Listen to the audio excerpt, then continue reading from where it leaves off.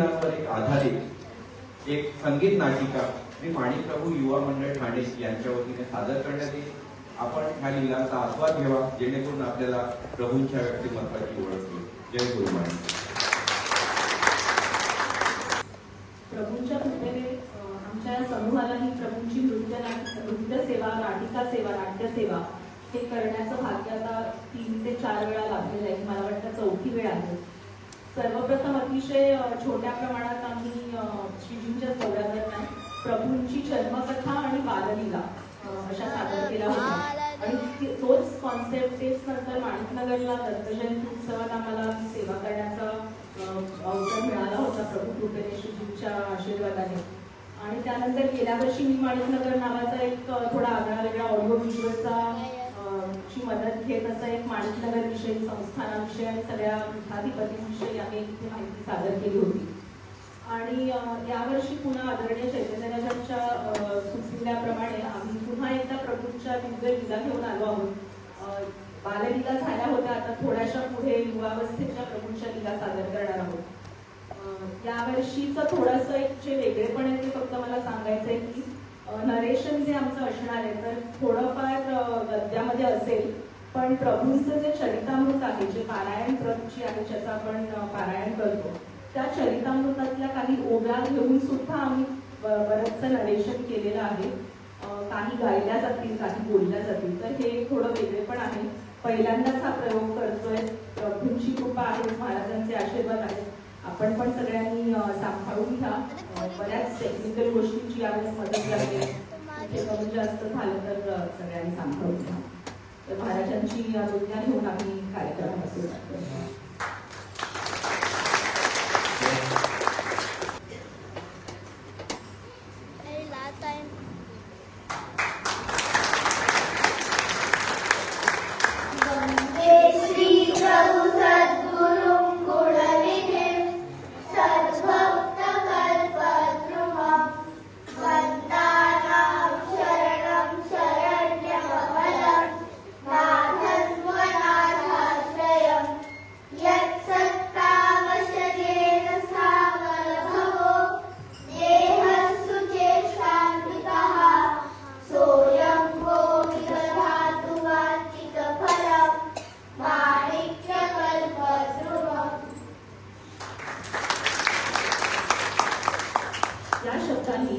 प्रभू महाराजांची स्तुती करू, प्रभू महाराजांच्या चरणी अनंत कोटी नमन अर्पण करू। आपले परमपूज्य सद्गुरू श्री ज्ञानराज माणिक प्रभू महाराज यांच्या चरणी शिरसाष्टांग दंडवत करू।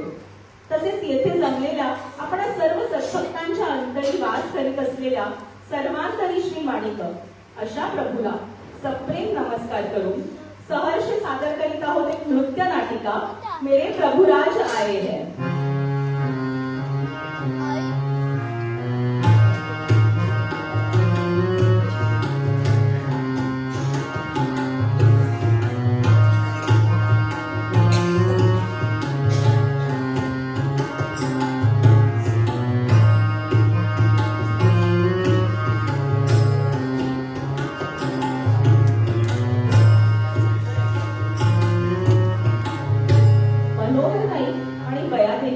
यांचा हा द्वितीय पुत्र माणिक, अर्थातच कल्याणीचा वेडा भाऊ।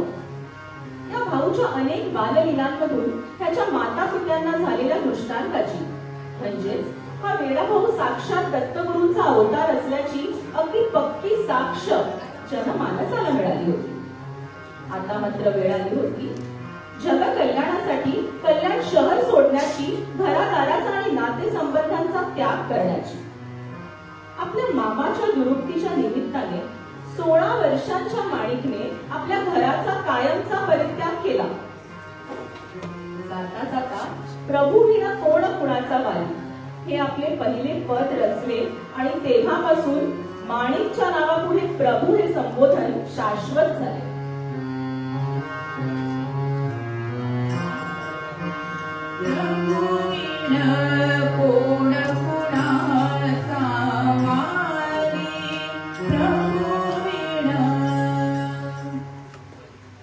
प्रभू जेव्हा कल्याणीहून प्रयाण करू लागले तेव्हा केवळ त्यांच्या परिवारातील सदस्यच नव्हे तर समस्त कल्याण गाव, विशेषतः प्रभूंचे बाल सवंगडी फारच हळहळले. पैकी 2 सवंगडी मात्र अगदी निश्चयाने प्रभूंच्या सोबत जाण्यास निघाले. कल्याणपासून 3 कोसावर मंठाळ गावाजवळ एक अरण्य आहे, जे त्या काळी अत्यंत दाट आणि निर्जन होते. अशा या भयान अरण्यात जाण्यास प्रभू सरसावू लागले, तेव्हा त्या 2 सवंगड्यांनी त्यांना तसे न करण्यास परोपरीने समजविले.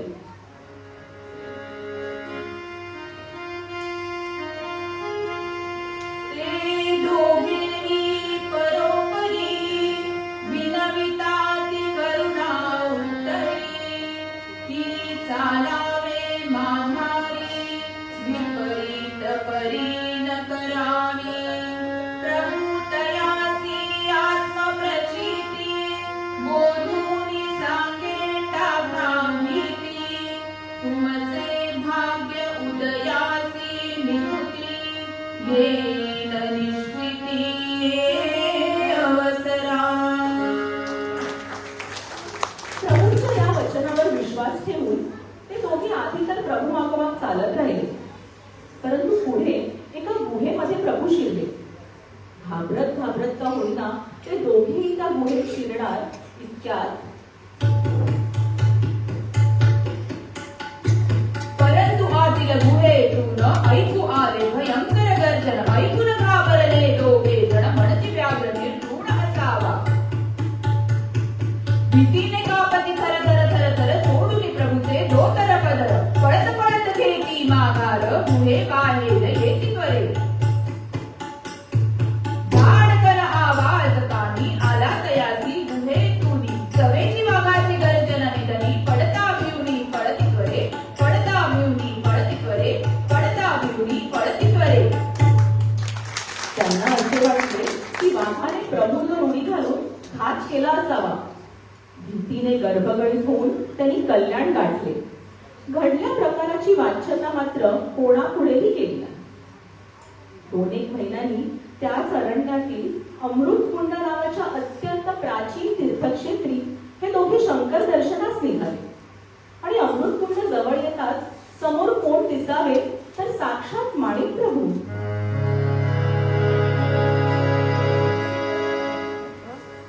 प्रभूच्या सुहास्य वदनावर पूर्वीपेक्षाही अधिक चैतन्य होते.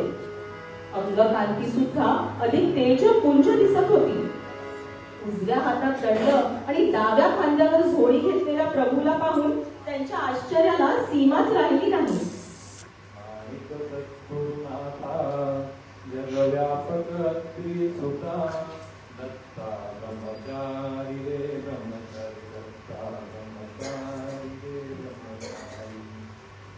तर एवढ्या त्या घनदाट अरण्यात, जिथे अन्नाची सोय नाही जवळजवळ, जिथे दिवसा ढवळ्या देखील हिंस्र पशु संचार करीत आणि लख्ख उजेडातही जाण्यास कोणी मनुष्य गजत नसे, तिथे 2 महिने प्रभू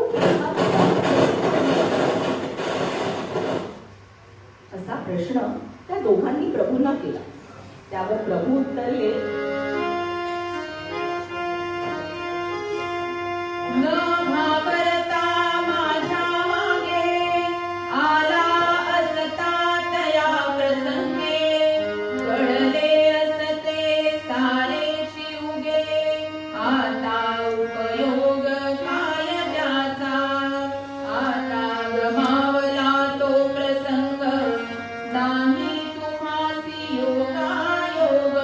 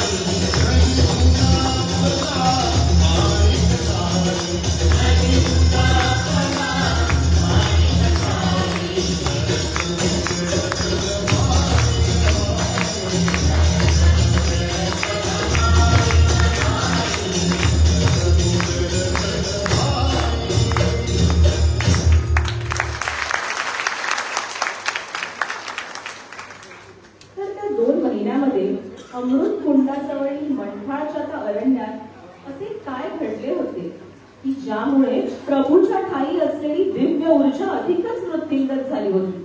ते त्या दोन सवंगड्यांना कळले न कळले ते त्या प्रभूलाच ठाऊक. आपण मात्र हे गुपित आता पाहूया.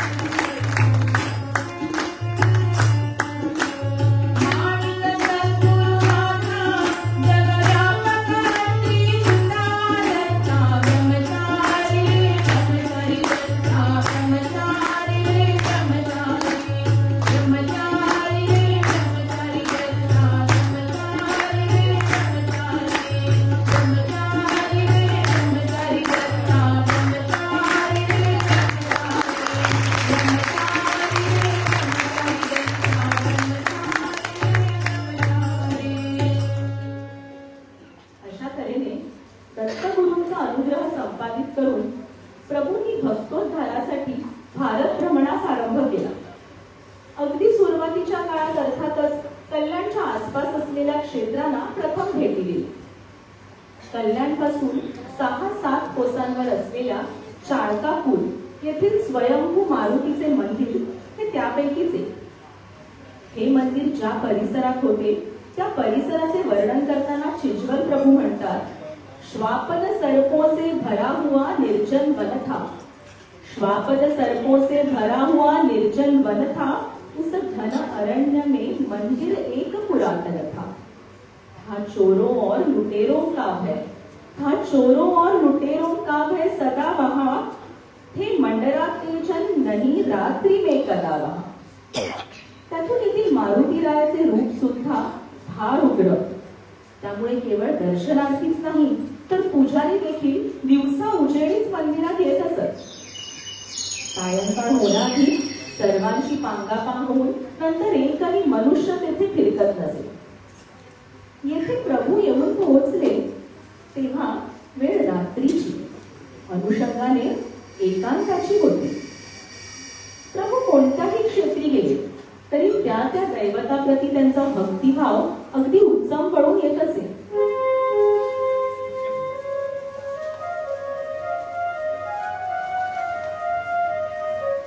ही उत्कटता मग एक ना अनेक पदांचे आरत्यांचे रूप घेत असे आणि या पदांतून प्रभू त्या दैवताशी अगदी एक रूप होऊन जात. प्रभूच्या देवता स्तुतीपर पदांची अजून एक विशेषता म्हणजे मूर्तीचे अगदी बारकाईने केलेले निरीक्षण आणि त्याचे तंतोतंत आणि अतिशय रसाळ असे वर्णन.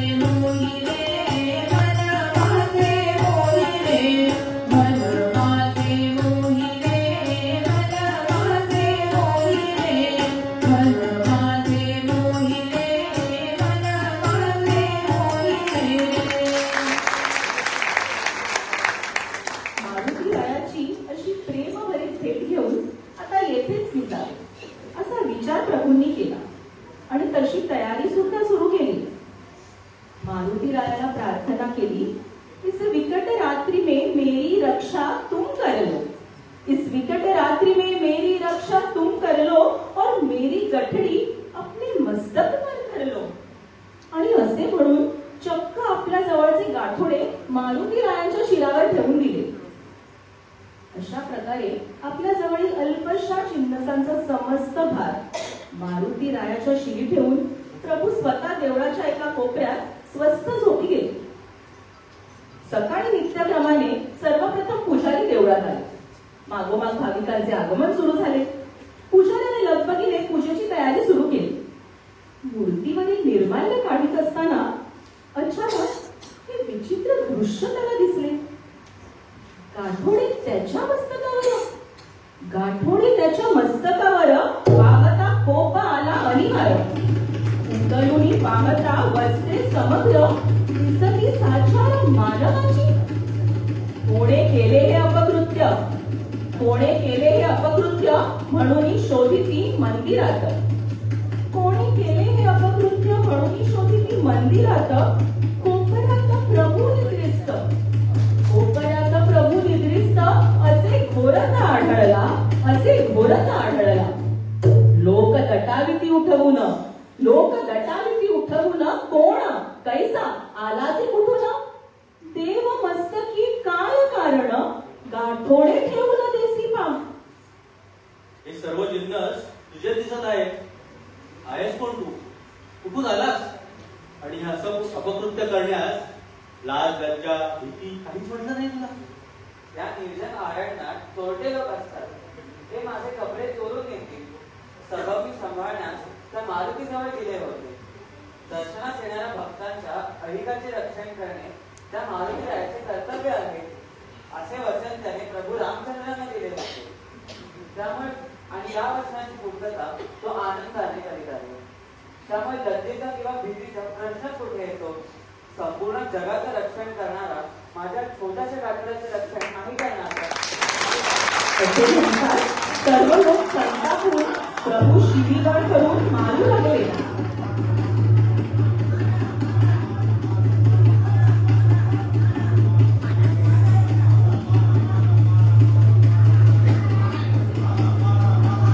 इतक्यात काय चमत्कार झाला. जैसे ही प्रभु पर किया बेत से प्रथम बार छल छल बहने लग गई मूर्ति से रक्तधार.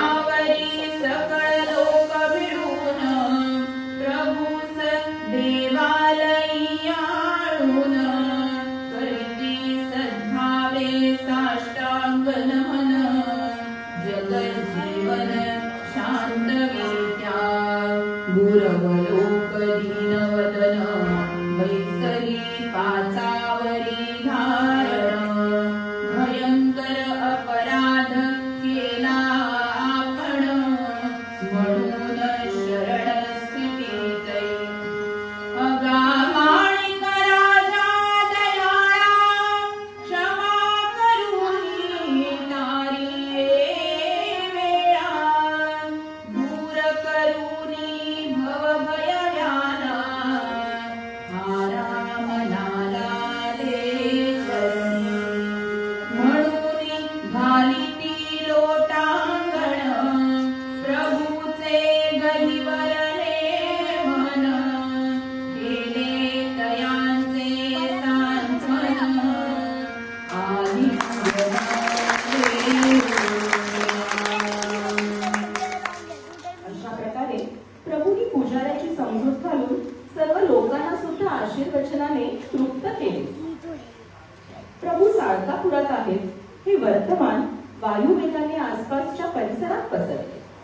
व प्रभू दर्शनाकरिता अलोट गर्दी जमू लागली.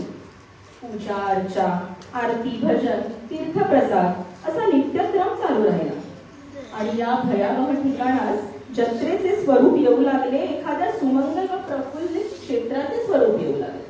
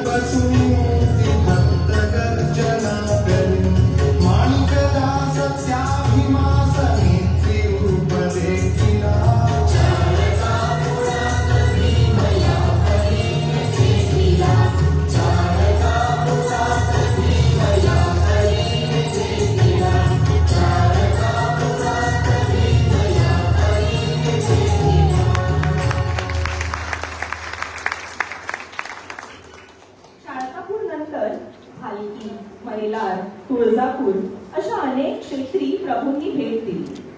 प्रत्येक क्षेत्री लोकाग्रहास्तव प्रभूंना काही महिने तरी वास्तव्य करावे लागले. जेवढे दिवस प्रभू तेथे राहत तेवढे दिवस लोकांची प्रचंड गर्दी होऊन त्या ठिकाणास जत्रेचे स्वरूप येत असे. अशा या काही वर्षांमधील प्रवासात प्रभूंनी एकीकडे संग्रामखासारख्या अनेक आर्त भक्तांचे आंगरोग दूर केले, तर त्याच बरोबरीने व्यंकम्मासारख्या परम योगिनीच्या भवरोगाचेही मरण केले. आता मात्र प्रभूंना ओढ लागली होती ती विठ्ठल दर्शनाची.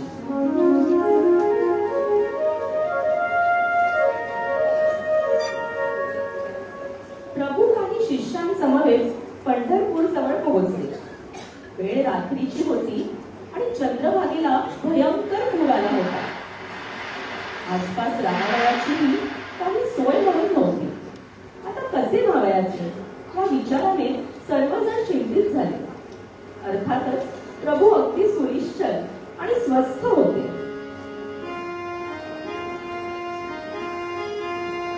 प्रभू आपण स्वानंद घन तटस्थ ठेला सुहास्य वदन इतुक्यात वर्तले विंदाण न कळे कोणा काय कैसे परतीरावरी एक नावाडी मारितसे हाक चिंता करू नका सेवका उतरवील देखा नदी पार ऐसी परिसोनी भाषा काहती सर्वही संघर्ष होडी घेऊनी एक पुरुष समीप आपैसे पातला सर्वांसी घेऊन या आत नाव परतीरासी परतत प्रभू सह परिवार उतरत जाहले विस्मित ते धवा नाव नावाडी नदीचे काही शिष्यजन पडले विस्मयी म्हणती घडले कैसे काही गहन नवलाई कोणाची.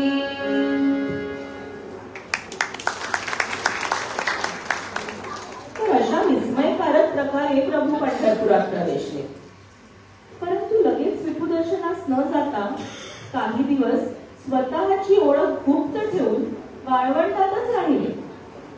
आणि मग अचानक एके दिवशी कोणासही न कळविता, कोणासही संगे न घेता अगदी एकटेच विठ्ठल मंदिराकडे निघाले.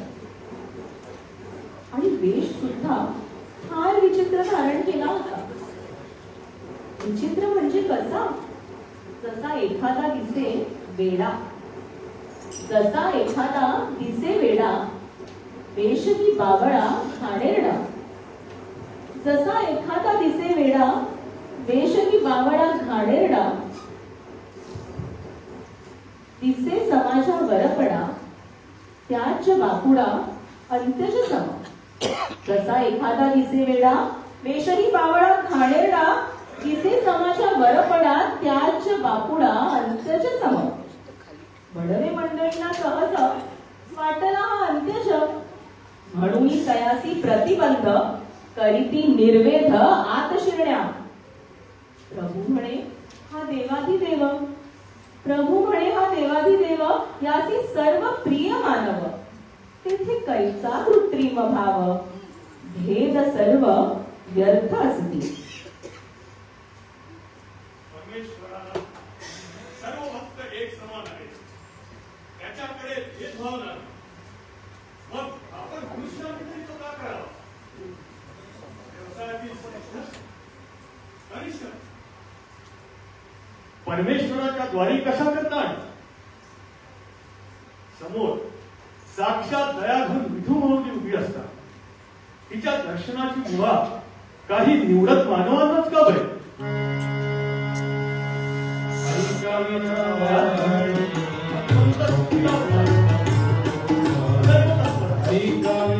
आपण ह्या भेटीत आडकाठी करू नये.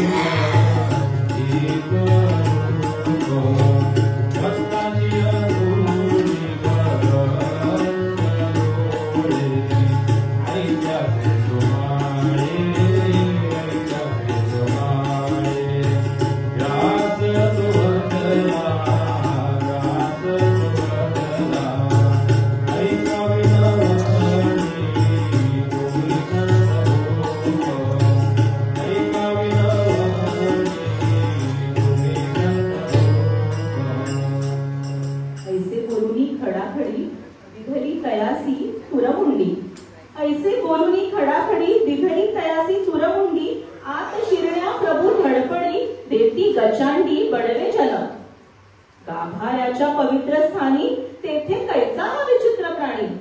शिरू पाहे करीत हानी, उच्च जनी आपुलिया. पुजारी बडवे संतापले, रोधण्या मार्ग आडवे आले. प्रभू नायकेची ते वेळे, शिरण्या तळमळे गाभाऱ्यात. लोकही हट्टे घेऊनी काठी, आणि ती प्रभूच्या पाठी. लोकही हट्टे घेऊनी काठी, आणि ती प्रभूच्या पाठी. बुकरण्या चालवी ती वज्र मुष्टी, तरी जगजेठी पुढे चाले. तरी जगजेठी पुढे चाले. तरी जगजेठी पुढे चाले. इकडे हा सर्व विचित्र प्रकार लोकांनी चालविला असता एक चमत्कारिक घटना घडली. विठ्ठल मूर्तीवरील तुळशीहार अचानक प्रभूच्या गळ्यात येऊन पडला आणि विठ्ठल मूर्ती थरथर कापू लागली.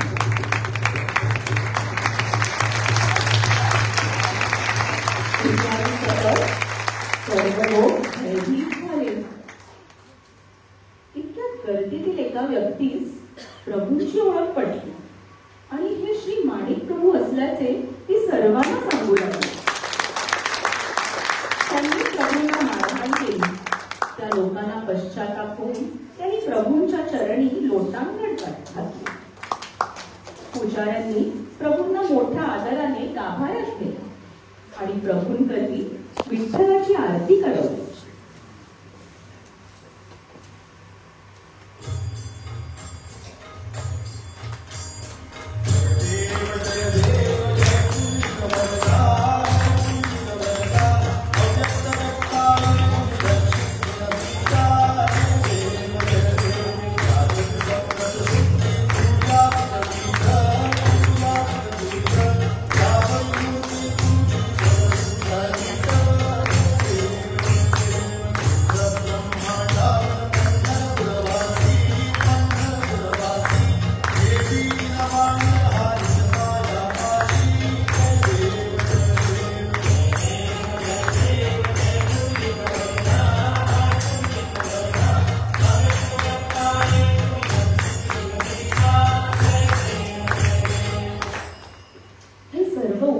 झाल्यावर प्रभूंनी प्रेमातिशयाने विठ्ठलाची हृदय भरून भेट घेतली.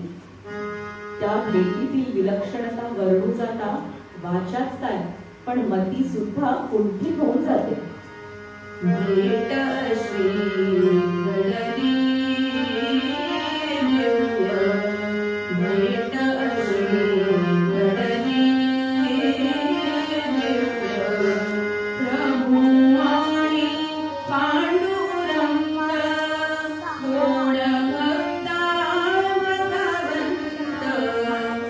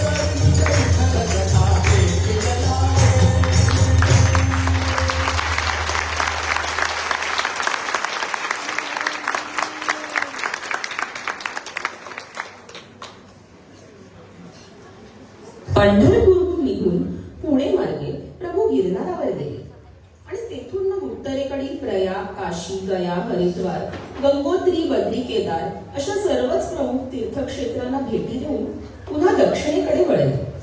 वाटेत पुरी, माहूरगड करीत व्यंकटगिरी आणि तेथून कोल्हापूर, नरसोबाची वाडी आणि गाणगापूरलाही प्रवास केला. त्यानंतर कल्याण जवळची महत्वाची स्थाने पूर्वी राहून गेली होती तेथे प्रभूंची स्वारी जाऊन आली. उदाहरणार्थ केतकी संगम, झरणी नृसिंह आणि बिदर. प्रत्येक ठिकाणी घडलेल्या अनेक चमत्कार कथा प्रसिद्ध आहेत. त्यातील एक प्रसंग आपण आता पाहणार आहोत जो प्रभू चरित्रातील अत्यंत विशेष असा प्रसंग आहे, ज्याद्वारे प्रभूंनी आपल्या सर्व व्यापकतेचा आणि सर्व शक्तिमत्तेचा प्रत्यय जनसामान्यांना करून दिला. या प्रसंगानंतर श्री प्रभू म्हणजे सगुण रूपात अवतरलेले साक्षात निर्गुण परब्रह्म आहे ह्याची साक्ष लोकांना पटली. तर घडले असे की अनेक शिष्य मंडळींसमवेत प्रभू खरे तर न्यायकर येथून बिदरला चालले होते.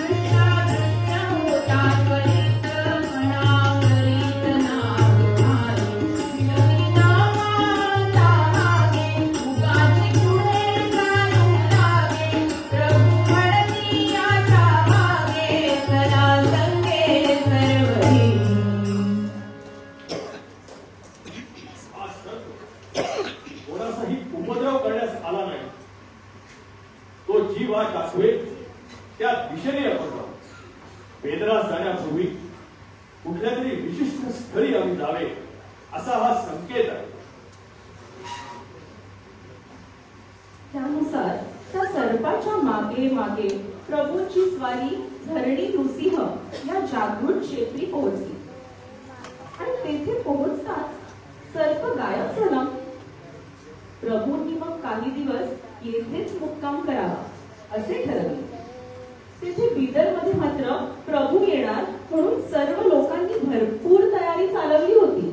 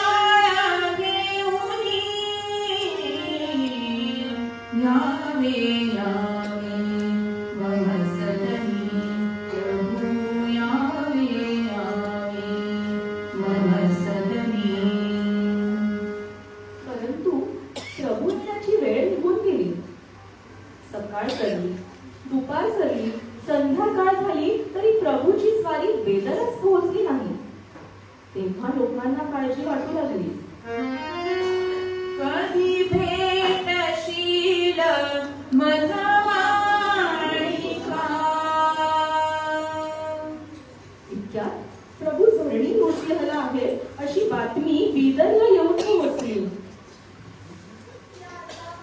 प्रभू असे बिदरला न येता परस्पर झरणीला निघून गेल्याने बिदरकर जनता खिन्न झाली.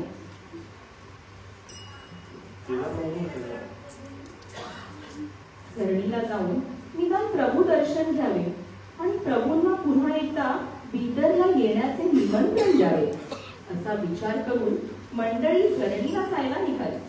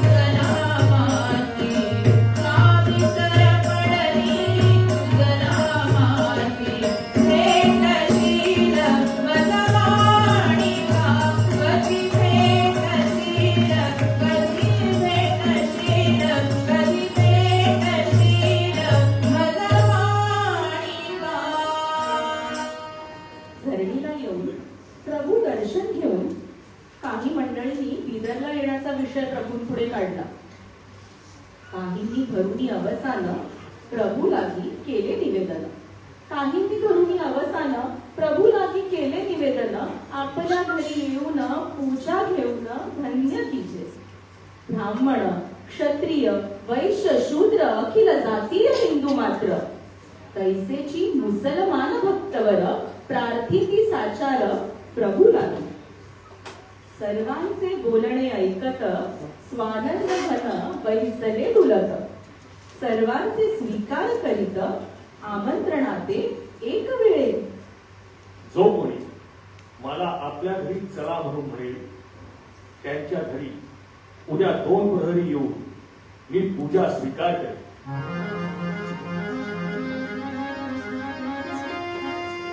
अभिवचन देत असे माणिक तुमच्या घरी उतरिक. पूजा घेता सम्यक जाहला हरिक सकळांची जाहला हरिक सकळांची.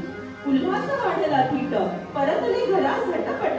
केली तयारी कडे कोट वाट पाहती प्रभूची.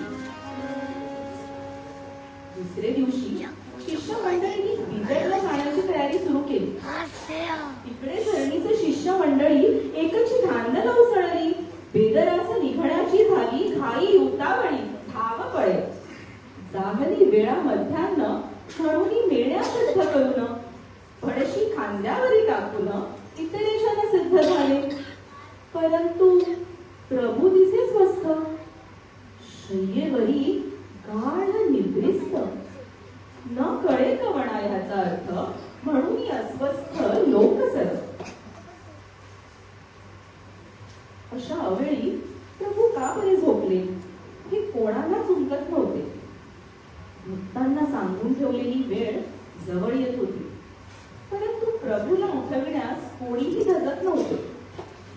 इथे शिष्यमंडळींची घालमेल होत असताना तेथे बिदरला मात्र घरोघरी उत्सवाचे वातावरण होते.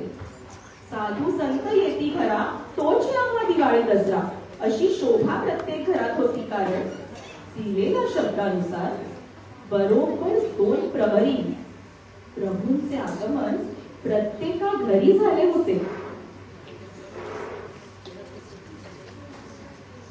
योग शक्तीचा वर्णिल महिमा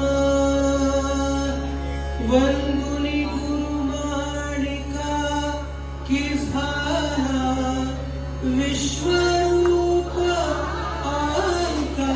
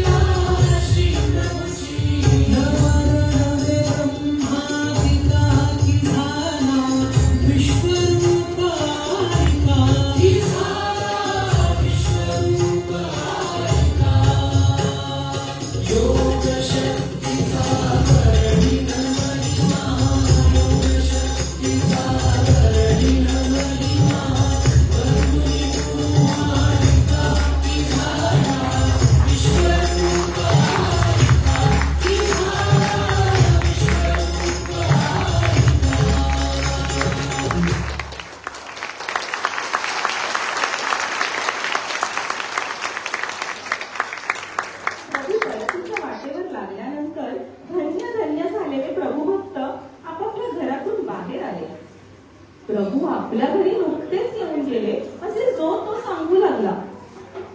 प्रत्येक जण दुसऱ्याची कहाणी ऐकून अचंबित होत होता. प्रभू आपल्या घरी येऊन गेले ते पटवून देण्याचा प्रयत्न करीत होता.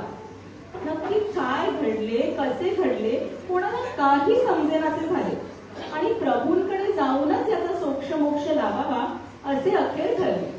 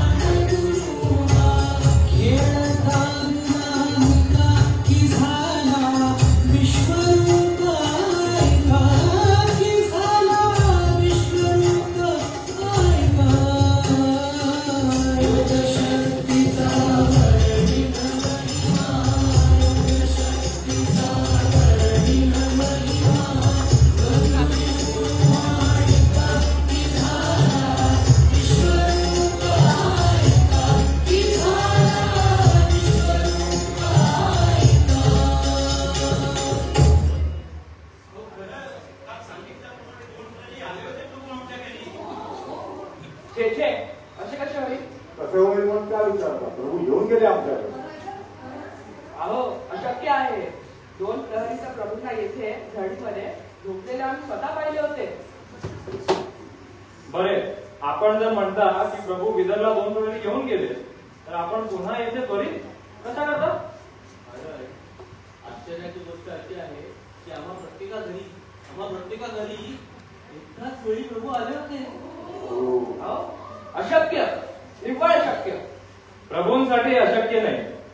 आपल्या सर्वांसाठी हे अकार्य मात्र नक्कीच. सर्वांची दृष्टी प्रभूंकडे वळली. प्रभू मंद सुहास्य करी आपल्या ठिकाणी निशानंदात निमग्न होते.